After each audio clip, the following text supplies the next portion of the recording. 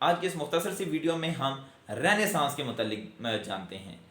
Renaissance جس کا مطلب ہے ری برتھ، جس کو عربی میں نشاط الثانیہ بھی کہتے ہیں، اور یہی لفظ اردو میں بھی مروج ہے۔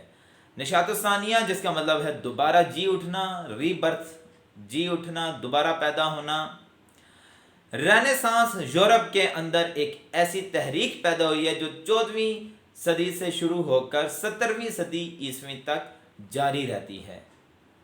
یہ تحریک اس وقت پیدا ہوئی جب رومن امپائر ختم ہو رہی تھی، اپنا زوال پذیری کی طرف تھی، تو اس وقت رومن امپائر کے اندر عیسائیت کا پرچار تھا اور پوپ ایک با اثر شخصیت ہوتی تھی، تو وہاں کے لوگوں نے پوپ کے خلاف ایک بغاوت کا اعلان کیا، اور انہوں نے کہا کہ جیسے رومن امپائر شروع ہوئی تھی وہ آرٹس کی بنیاد پر، کلچر کی بنیاد پر، لٹریچر کی بنیاد پر، میوزک کی بنیاد پر، ہم ان عناصر کی بنیاد پر دوبارہ سے وہی عظمت، وہی شان حاصل کریں گی جیسی شان رومن امپائر کی شروع میں تھی۔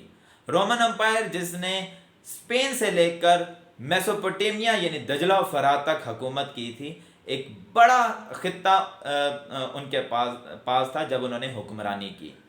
تو لطف کی بات یہ ہے، مزے کی بات یہ ہے کہ رومن امپائر کا آغاز اٹلی کے شہر روم سے ہوا، اور 14ویں صدی کے بعد رینیسانس کی بدولت یہ روم ہی وہ مرکز تھا جہاں سے رینیسانس کی تحریک بلند ہوئی۔ لوگوں نے عیسائیت کے خلاف، پوپ کے خلاف، چرچ کے خلاف علم بغاوت بلند کیا، اور انہوں نے میوزک، آرٹس، لٹریچر اور دوسرے فنون لطیفہ کا سہارا لیتے ہوئے اس بات کا دعویٰ کیا کہ وہ ان چیزوں کا سہارا لیتے ہوئے دوبارہ سے اسی عظمت کو لائیں گے، اور اسی فنامنا کو، اسی منظر کو، اسی تصور کو رینیسانس کہتے ہیں۔